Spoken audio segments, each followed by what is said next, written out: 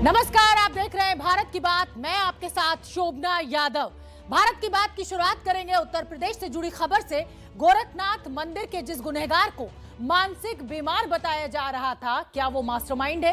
क्या मुर्तजा में भरे जहर के पीछे जाकिर नायक है? गोरखपुर मंदिर हमले को लेकर कई चौंकाने वाले खुलासे हुए हैं, जो किसी गहरी साजिश की तरफ इशारा कर रहे हैं और जांच एजेंसियां गोरखपुर से लेकर मुंबई तक साजिश के तार की तहकीकात कर रही हैं।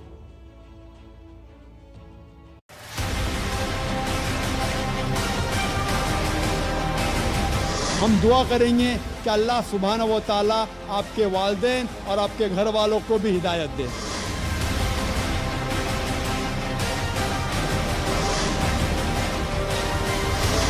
क्या ऑनलाइन वीडियो ने बना दिया आतंकी?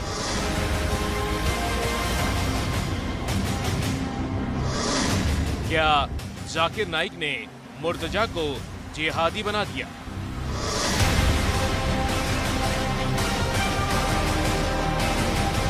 क्या बगदादी ब्रिगेड ने किया मुर्तजा का ब्रेन वॉश?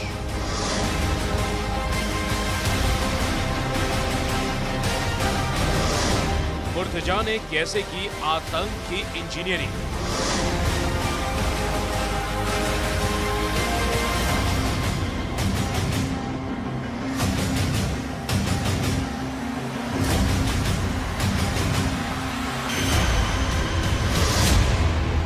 गोरखपुर मंदिर हमले के वक्त आरोपी मुर्तजा के धार्मिक नारे लगाने की बात सामने आई, तब किसी ने सोचा भी नहीं था कि आतंक के जहर की जड़ें इतनी दूर तक जाने वाली हैं। मुख्यमंत्री योगी आदित्यनाथ से जुड़े मंदिर पर हमले के आरोपी मुर्तजा को पहले मानसिक बीमारी से पीड़ित बताया जा रहा था, लेकिन जब जांच एजेंसियों ने सुराग के सिरे तलाशने किए तो कई चौंकाने वाले खुलासे हुए। सूत्रों के मुताबिक मुर्तजा लगातार जाकिर नाइक के वीडियो देखता था, जिससे वो कट्टरपंथी बनता चला गया। जाकिर नाइक के वीडियो देखकर मुर्तजा में जहर भरता गया और वो हथियार लेकर सीधे गोरखपुर मंदिर पर हमले के लिए पहुंच गया। सूत्रों के मुताबिक जांच एजेंसियों को पता चला है कि मुर्तजा यूट्यूब पर लगातार जिहाद से जुड़े वीडियो देखता था। मुर्तजा की इन हरकतों की सुबगाहट सुरक्षा एजेंसियों को मिल गई, जिसके बाद वो सुरक्षा एजेंसियों के राडार पर था। लगातार जिहाद से जुड़े वीडियो देखने के दौरान ही मुर्तजा उन वीडियो पर कमेंट भी करने लगा, जिसके बाद आतंक के पोषकों ने उससे संपर्क करके उसे लोन वुल्फ बना दिया। लोन वुल्फ में एक अकेला हमलावर ही हमला करता है। इसके लिए संगठन या टीम की जरूरत नहीं होती। ऑनलाइन कंटेंट और वीडियो के जरिए लोन वुल्फ बनाए जाते हैं। बगदादी के काल में लोन वुल्फ अटैक तेज हुए। आईआईटी बॉम्बे जैसी देश की प्रतिष्ठित संस्था से केमिकल इंजीनियरिंग करने वाले मुर्तजा के आतंकी बनने का पूरा केमिकल फार्मूला ढूंढा जा रहा है। साथ ही नेपाल बॉर्डर से सटे मदरसों की तलाशी का अभियान भी चलाया जा रहा है। दरअसल हमले से पहले शनिवार को मुर्तजा महाराजगंज के रास्ते नेपाल भी गया था। आरोप है कि वो उससे पहले महाराजगंज के आसपास किसी मदरसे में भी गया। यूपी एटीएस ने मुर्तजा से कई सवाल पूछे ताकि एक इंजीनियर के आतंकी बनने की कहानी सामने आ जाए। यूपी एटीएस ने मुर्तजा से पूछा है, अरबी कहां से सीखी? 28 मार्च को दिल्ली क्यों जाना था? नेपाल क्यों गए थे? वहां किससे मिले? भड़काऊ वीडियो देखना कब शुरू किया? किसी आतंकी संगठन से कोई जुड़ाव है? सिपाहियों से हथियार छीनकर तबाही मचाने की क्या तैयारी थी? मुर्तजा को लेकर हो रहे सनसनीखेज खुलासों के बीच उसका परिवार अब तक मानसिक बीमारी की बात ही कर रहा है। मुर्तजा के पिता के मुताबिक उसकी शादी घरेलू वजह से टूटी थी, जबकि एक जगह रिश्ता मानसिक बीमारी की वजह से टूटा था। शादी हो चुकी थी, इनकी शादी टूट गई थी। इनकी पहली शादी भी तय हुई थी, तो उस समय ये बीमारी आ गई, तो मैंने उन लोगों को बता दिया कि भाई ये इनकी कंडीशन ऐसी है, आप लोग देख लो इनको, हम तो आपको नहीं कह सकते कि आप शादी करो। तो वो फिर वो शादी ख़त्म हो गई। जब ये तबीयत कुछ ठीक हुई तो दूसरी शादी हुई, वहाँ भी कुछ मतलब प्रॉब्लम कुछ आ गई, दोनों में कंपेटेबिलिटी नहीं थे, तो एमिकेबली छूट गई शादी। जबकि मुर्तजा की पूर्व पत्नी मानसिक बीमारी की बात को नकार रही है। अब जांच एजेंसियां मुर्तजा की पूर्व पत्नी से भी जानकारी जुटाना चाहती हैं कि मुर्तजा आखिर क्या क्या करता था। जब रहता था बहुत कम बोलने वाला इंसान था। मेरी नॉर्मली उससे ज़्यादातर बातचीत नहीं होती थी क्योंकि उसकी मम्मी को नहीं पसंद था। मेरा माहौल अलग था, उसका अलग था। वो रिलीजियस थोड़ा था, हम बिल्कुल रिलीजियस नहीं है। मतलब काफ़ी हद तक हम लोग के थॉट्स अलग थे एक दूसरे से। मानसिक तौर पे विक्षिप्त था क्या? ऐसा नहीं कह सकते। मूड अच्छा है तो अच्छा है, नहीं अच्छा है तो फिर कुछ नहीं। ज़्यादा नहीं जानते और मेरे साथ कोई ऐसा बिहेवियर नहीं था जिस पे हम कहें कि वो मेंटली सही नहीं है। मुर्तजा IIT बॉम्बे का छात्र रह चुका है। यूपी ATS की टीम अब मुंबई में भी जानकारी जुटाने की कोशिश में है। गोरखपुर प्रकरण को जाकिर नाइक और जिहाद के खुलासों ने गंभीर बना दिया है। फिलहाल जांच जारी है और आतंक की इंजीनियरिंग कर गोरखनाथ मंदिर को निशाना बनाने वाले मास्टरमाइंड की तलाश की जा रही है। और इस समय एक बड़ी खबर मिल रही है, वो आपको बता दें। मुर्तजा के घर उत्तर प्रदेश ATS पहुंची है। जिस तरीके से पूर्व पत्नी का बयान आ रहा है, पिता का बयान आ रहा है, इस सब की जांच करने के लिए मुर्तजा के घर अब यूपी ATS की टीम पहुंची है। किस तरीके से उसका आतंकवादी संगठन से संबंध की बात सामने आ रही है, उस सब का खुलासा करने के लिए यूपी ATS मुर्तजा के घर पहुंची है। कानून व्यवस्था को लेकर अशोक गहलोत सरकार लगातार सवालों के घेरे में है। कोटा में एक हिस्ट्री शीटर की हत्या के बाद स्थिति एक बार फिर तनावपूर्ण हो गई है। हत्या से गुस्साए लोगों ने हंगामा किया और कई जगह पर बवाल काटा। सड़कों पर आक्रोशित भीड़, आसमान छूती आग की लपटें, उग्र भीड़ के सामने बचाव करती बेबस पुलिस। तस्वीरें राजस्थान के कोटा की हैं। कोटा की सड़कों पर उत्पात मचाने की वजह है हिस्ट्री शीटर देवा गुर्जर की हत्या। देवा गुर्जर की हत्या की खबर मिलते ही आज सुबह ही इलाके में माहौल तनावपूर्ण हो गया। आक्रोशित भीड़ ने हाईवे जाम कर दिया, गाड़ियों को आग के हवाले कर दिया और जब पुलिस शव को पोस्टमार्टम के लिए ले जा रही थी तभी देवा गुर्जर के समर्थकों ने अस्पताल के बाहर प्रदर्शन कर दिया और बात पत्थरबाजी तक पहुंच गई।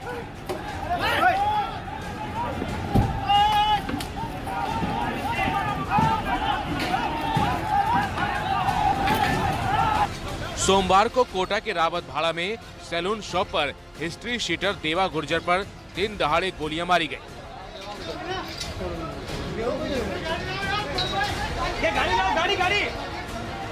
हत्या राजस्थान की कानून व्यवस्था पर सवाल खड़े कर रही है। वहीं अगले साल ही राजस्थान में चुनाव भी है और देवा जिस गुर्जर समाज से आता है वो राज्य में कई सीटों पर जीत हार की ताकत रखते हैं। इसलिए ये मामला राजनीतिक रंग भी लेता दिख रहा है। तो राजस्थान के बाद अब भारत की बात में बात करेंगे महाराष्ट्र की। महाराष्ट्र में ठाकरे परिवार के बाद शिवसेना के सबसे ताकतवर नेता संजय राउत पर ईडी का शिकंजा कस गया है। मुंबई में ईडी ने संजय राउत के खिलाफ बड़ी कार्रवाई करते हुए फ्लैट और प्लॉट जब्त किए हैं। ये कार्रवाई 1034 करोड़ रुपए के पत्रा चाल जमीन घोटाले के मामले में की गई है।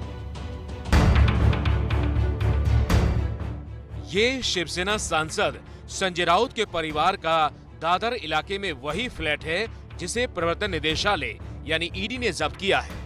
11 करोड़ 15 लाख रुपए की संपत्ति बताई जा रही है। उनमें से एक संपत्ति है मुंबई के दादर इलाके में गार्डन कोर्ट नाम की इमारत। 32वें फ्लोर की इस इमारत में वर्षा राउत के नाम पर एक फ्लैट है जिसे फिलहाल प्रवर्तन निदेशालय ने जब्त कर लिया है।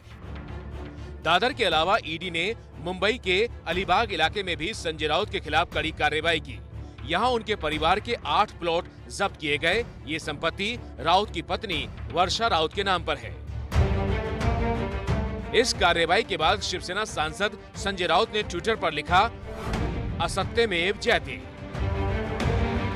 इस ट्वीट के कुछ मिनट बाद राउत दिल्ली में कैमरे के सामने आए और इस कार्रवाई को महाराष्ट्र में सरकार गिराने की साजिश से जोड़ दिया।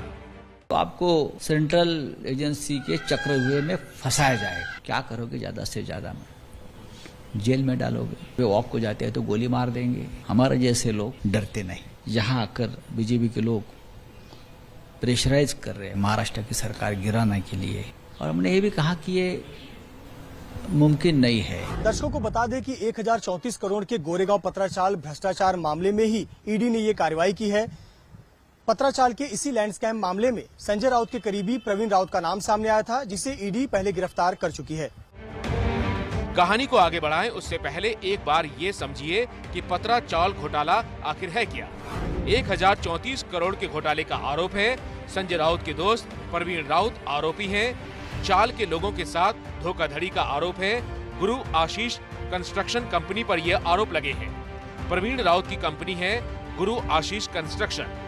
पतरा चावल में 3000 फ्लैट बनाए जाने थे। 672 फ्लैट चाल के निवासियों को मिलने थे। प्राइवेट बिल्डरों को जमीन बेचने का भी आरोप है। अब ये समझिए कि शिवसेना सांसद संजय राउत के तार इस केस से कैसे जुड़े हैं। संजय राउत की पत्नी को 55 लाख दिए गए। आरोप है कि 55 लाख में संजय राउत ने दादर में फ्लैट खरीदा, जिसे ईडी ने अब जब्त किया है। दुष्प्रचार कर रहे 22 यूट्यूब चैनल्स के ऊपर सख्त कार्रवाई हुई है। आईबी मिनिस्ट्री ने आज इन 22 यूट्यूब चैनल्स को ब्लॉक कर दिया है। इनमें 4 Pakistan based YouTube news channels हैं। खास बात यह है कि इसमें एबीपी न्यूज के नाम पर भी एक फर्जी खबर फैलाने वाले चैनल के ऊपर कार्रवाई हुई है। एबीपी न्यूज के नाम पर फर्जी खबर देने वाले पर भी कार्रवाई। 4 पाकिस्तानी चैनल, 22 यूट्यूब चैनल्स के खिलाफ हुई है ये कार्रवाई। इससे पहले जितने भी यूट्यूब चैनल्स ब्लॉक किए गए थे, ये अधिकतर चैनल्स पहले पाकिस्तान से चलते थे। इस बार के जो 22 चैनल्स जिनको ब्लॉक किया गया है यूट्यूब वाले, उनमें से 18 चैनल्स भारत में चलते थे और 4 यूट्यूब चैनल पाकिस्तान से चलते थे। इसके अलावा 3 ट्विटर अकाउंट, एक फेसबुक अकाउंट और एक वेबसाइट को भी ब्लॉक किया गया है। भारत 2 पड़ोसी मुल्क अपने इतिहास के सबसे उथल पुथल वाले दौर से गुजर रहे हैं। पाकिस्तान में सियासी भूचाल आया हुआ है, तो वहीं श्रीलंका कंगाली की कगार तक पहुंच गया है। लेकिन आज चर्चा श्रीलंका और पाकिस्तान के हालात पर नहीं, बल्कि भारत के साथ उसके पड़ोसियों के रिश्तों की जाएगी। कुछ वक्त पहले तक भारत सरकार पर यह आरोप लगे कि मोदी के राज में हिंदुस्तान के पड़ोसियों से उसके रिश्ते खराब हो चुके हैं। लेकिन मौजूदा परिदृश्य में जो तस्वीर दुनिया को दिख रही है, वो इस बात की गवाह है कि भारत की मजबूत विदेश नीति और कूटनीति का कमाल है कि चाहे पाकिस्तान हो, नेपाल हो या फिर श्रीलंका, तमाम पड़ोसी मुल्क भारत का ही नाम रट रहे हैं। क्योंकि जब चीन ने फंसाया तो सिर्फ भारत ही याद आया इन देशों को। हर किसी के लिए जिसकी हम सहायता कर सकते हैं, हमने करने में पहल की है, प्रयास किया है। और जब हम ऐसी मदद करते हैं तो हम कभी पासपोर्ट का रंग नहीं पूछा करते हैं। नेपाल में भूकंप आया, मालदीव में अचानक पानी की समस्या आ गई,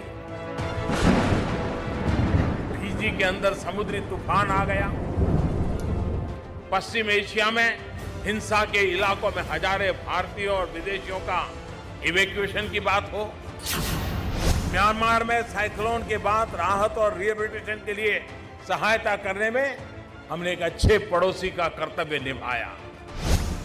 साथियों, वसुधैव कुटुंबकम यानी the whole world is a family, यह विचारधारा हमारी परंपरा है और हमें इस पर गर्व है, यह हमारी रगों में है।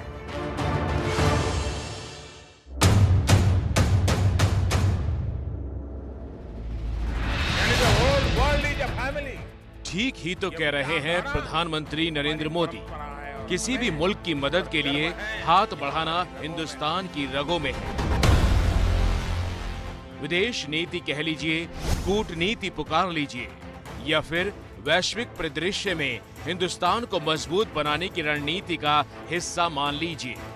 सच यही है कि अमेरिका से लेकर रूस जैसी महाशक्तियां भी भारत का साथ चाहती हैं और हिंदुस्तान के पड़ोसी श्रीलंका और नेपाल भी मुश्किल वक्त में मदद के लिए सिर्फ भारत की तरफ ही देखते हैं। आज भारत अगर दुनिया में अपना दम दिखा पा रहा है तो भी सिर्फ हवाई नहीं है। इसके लिए हमने सैन्य नीति से लेकर कूटनीति तक व्यापक बदलाव किए हैं।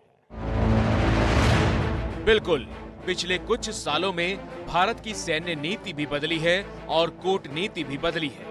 नीतियों में व्यापक बदलाव का नतीजा क्या हुआ, ये सबसे पहले आपको श्रीलंका में पैदा हुए ताजा हालात के जरिए समझाते हैं।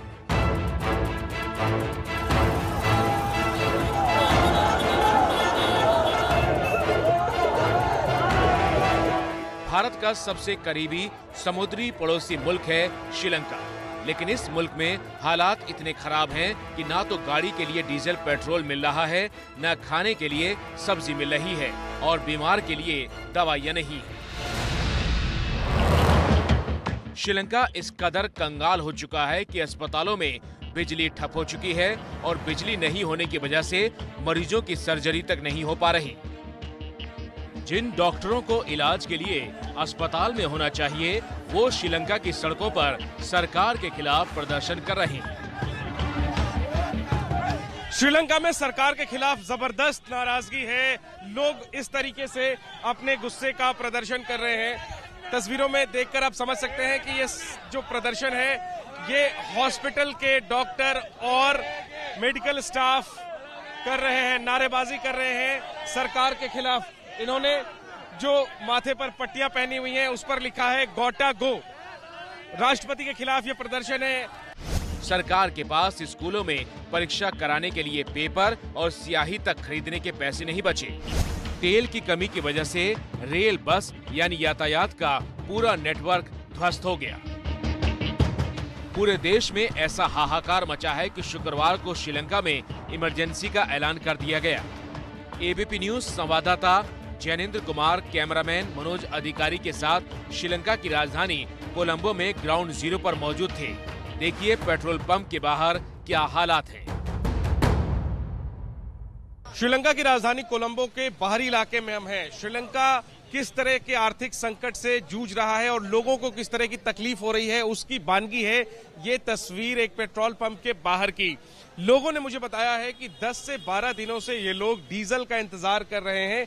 इसी तरह से प्लास्टिक के केन लेकर के डीजल का इंतजार 10 से 12 दिनों से किया जा रहा है। और ये तो आप ये प्लास्टिक के केन की कतार देख रहे हैं। पेट्रोल पंप के बाहर जो सड़क है उस पर लंबी कतार है गाड़ियों की भी। We are facing a big problem. We don't have jobs. We don't have we don't have foods. We are facing lots of problems in Sri Lanka in this time, and we are waiting for 12 days for diesel. We are coming early morning and 5 a.m. and we are going 11 p.m. every day. जिंदगी के लिए जरूरी सामान की भारी किल्लत है और जहां सामान मिल रहा है वहां दाम ऐसा है जिसकी कीमत सुनकर किसी के भी होश उड़ जाएंगे। चावल 250 रुपए किलो बिक रहा है और चीनी 200 रुपए किलो।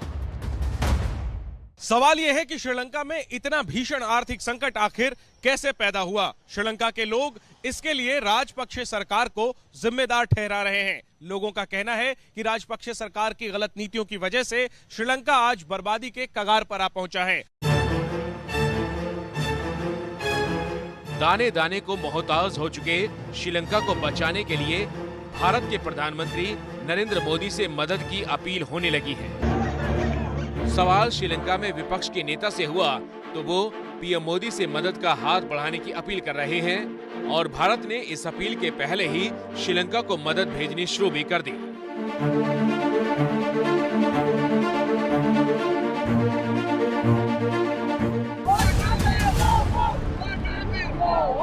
आज हिंदुस्तान अपने पड़ोसी मुल्क श्रीलंका की मदद से पीछे नहीं हट रहा, जबकि ये वो देश है जिसने चीन के कर्ज के लालच में पिछले कुछ सालों में भारत से दूरियां बढ़ाई थी। श्रीलंका भारी कर्ज में डूबा हुआ है और इस कर्ज में 15% हिस्सेदारी चीन की है।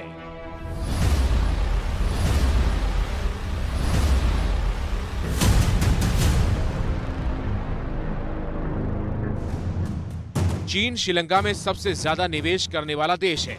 श्रीलंका को उम्मीद थी कि मुश्किल घड़ी में चीन उसका साथ देगा।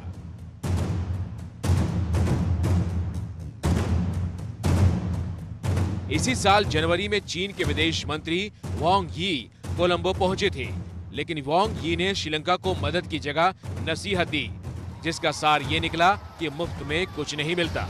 श्रीलंका बड़ा निराश हुआ और जिस चीन के लिए राजपक्षे सरकार भारत को नजरअंदाज कर रही थी, अब उसी भारत ने मदद का हाथ बढ़ाया है, क्योंकि भारत पड़ोसी मुल्कों की मदद करना भी जानता है और अपनी जमीन के लिए उनकी स्थिरता के मायने भी समझता है। भारत श्रीलंका का सबसे करीबी समुद्री पड़ोसी और एक भरोसेमंद मित्र है। दोनों देशों के नजदीकी संबंधों का मजबूत आधार हमारे ऐतिहासिक, एथनिक, भाषाई, सांस्कृतिक और सभ्यतागत संपर्क है। मेरी सरकार की नेबरहुड फर्स्ट नीति और सागर डॉक्ट्रिन के अनुरूप हम श्रीलंका के साथ अपने संबंधों को प्राथमिकता देते हैं। यह स्वाभाविक है कि हम एक दूसरे की सुरक्षा और संवेदनशीलताओं के प्रति सचेत रहें। श्रीलंका को प्रधानमंत्री मोदी की ये बात देर से समझ में आई है। दरअसल चीन ने जिन शर्तों के तहत श्रीलंका को कर्ज दिया था, वो पैसे वापस लेने का दबाव बनाने लगा। लिहाजा 2017 में हम्बनटोटा बंदरगाह और उसके आसपास की 15,000 एकड़ जमीन को चीन ने 99 सालों के लिए लीज पर ले लिया। श्रीलंका के पास पैसे नहीं थे, लिहाजा उसने हामी भर दी। शर्त यह थी कि चीन इसका सैन्य इस्तेमाल नहीं करेगा। और चीन की चाल ये थी कि कर्ज में दबा श्रीलंका इतना मजबूर हो जाएगा कि उसे और कर्ज लेने के लिए सैन्य इस्तेमाल पर लगी पाबंदी भी हटानी पड़ेगी। और यहीं से एंट्री होती है हिंदुस्तान की।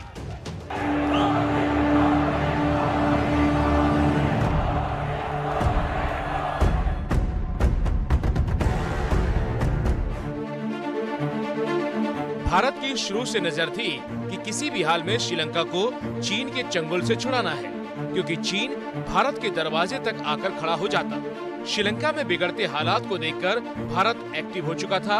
हाल ही में भारत के विदेश मंत्री एस जयशंकर श्रीलंका दौरे पर गए थे और 17 मार्च को एस जयशंकर ने ये ट्वीट किया था, पड़ोसी पहले, भारत श्रीलंका के साथ खड़ा है।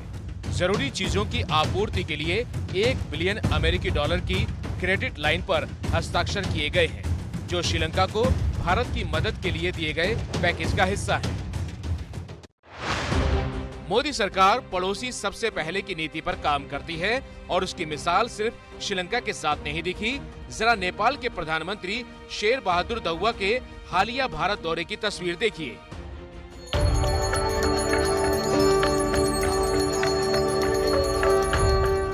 नेपाल के प्रधानमंत्री ने काशी में जाकर सिर्फ पूजा पाठ नहीं किया, बल्कि बीजेपी दफ्तर जाकर हर किसी को चौंका भी दिया। 3 दिन के दौरे पर भारत आए नेपाल के पीएम का बीजेपी दफ्तर जाने पर विरोध भी हुआ, लेकिन इस बात से कैसे इनकार किया जा सकता है कि ये वो ही नेपाल है जहां चीन का दखल इतना बढ़ गया था कि भारत के खिलाफ वहां आवाज सुनाई देने लगी थी। चीन किसी भी मुल्क को कर्ज के जाल में फंसाने की रणनीति पर काम करता है और आंकड़े बताते हैं कि पिछले 5 साल में नेपाल के विदेशी कर्ज में चीन की हिस्सेदारी धीरे धीरे बढ़ती जा रही है। अकेले 2019 में चीन ने नेपाल में 18,085 करोड़ के प्रोजेक्ट शुरू किए थे। यही वजह थी कि नेपाल की ओली सरकार के दौर में भारत के साथ रिश्तों में खटास आ गई थी। लेकिन ताजा तस्वीर इस बात की गवाह है कि सिर्फ खटास दूर नहीं हुई, बल्कि भारत और नेपाल के रिश्तों में घनिष्ठता एक पायदान आगे बढ़ गई है।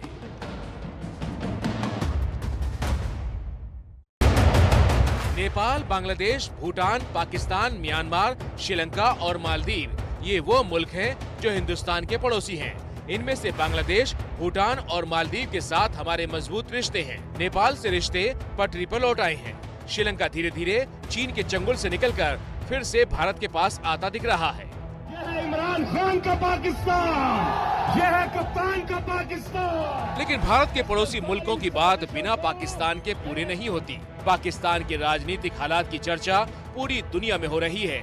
संसद भंग हो चुकी है, विपक्ष सुप्रीम कोर्ट पहुंच चुका है, लेकिन हिंदुस्तान की ताकतवर विदेश नीति और कूटनीति की जितनी तारीफ अस्थिरता के दौर में इमरान खान ने की है, वैसी उम्मीद तो पाकिस्तान से कभी की नहीं जा सकती थी।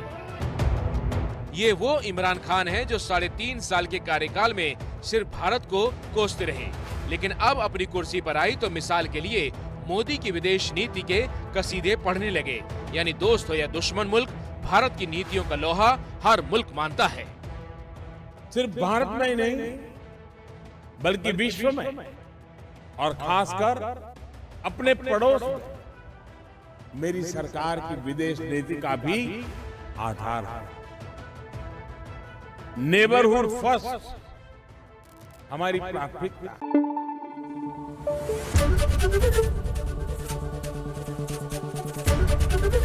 एबीपी न्यूज आपको रखे आगे।